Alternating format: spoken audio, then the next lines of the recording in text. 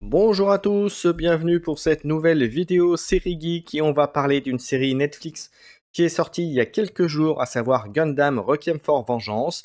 Alors déjà, ce qui surprend, c'est que pour une série Gundam, bon bah comme vous le savez, ça parle de gros robots, et bien c'est une série qui va se passer principalement, même la totalité de la série, sur Terre, sur du terrestre, et pas dans un conflit spatial comme on a pu voir dans les précédentes séries animées.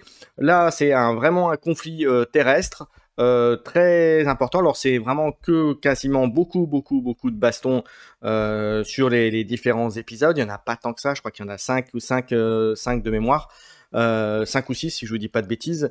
Mais en tout cas, ça se regarde très facilement. C'est des épisodes relativement courts, mais en tout cas intéressants. Ça se regarde sans difficulté. C'est quand même une série quand même plutôt adulte quand même en termes de contenu, même si un adolescent bien sûr pourrait regarder. Moi j'ai trouvé ça sympathique. Le scénario est assez classique, hein, voilà, il n'y a pas de grosses surprises.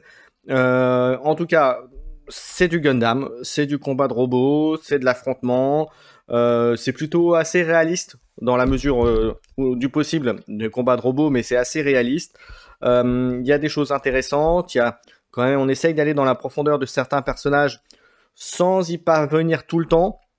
Voilà, l'héroïne est sympathique, même si des fois, voilà, c'est un peu téléphoné.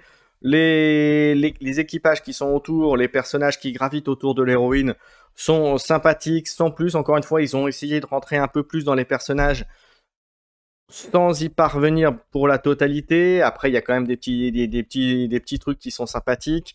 Comme je dis, en termes de scénario, bon, bah, il est assez bateau, hein. Ça se bastonne, et on essaye de survivre, on essaye de combattre, on essaye de prendre le dessus sur l'autre armée. Mais en tout cas, ça se regarde facilement, néanmoins. C'est un bon divertissement, Franchement, par rapport à d'autres Gundam qui allaient peut-être en longueur en termes de nombre d'épisodes, là, sur celui-là, franchement, il n'y a pas à se plaindre. Sur les 5, alors je vous dis peut-être 6, mais je crois que c'est 5 des épisodes, il n'y a vraiment pas de...